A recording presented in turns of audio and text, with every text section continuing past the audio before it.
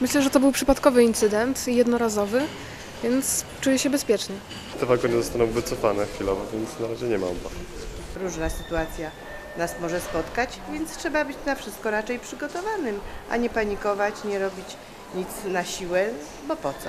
No do tej pory się czułam bezpieczna, chociaż powiem, że jak wczoraj obejrzałam ten materiał, to się troszeczkę wystraszyłam i tak właśnie niedawno, wcześniej przed tym wypadkiem jechałam fakt, że w odwrotną stronę z wnuczką. Jak sobie tak pomyślałam, że miałabym się znaleźć w tej sytuacji, to naprawdę bardzo współczuję tym ludziom, chociaż no tak na ogół, no zawsze jest coś, że się zdarzy pierwszy raz i no wiadomo, że się człowiek nie uchroni przed wszystkimi wypadkami.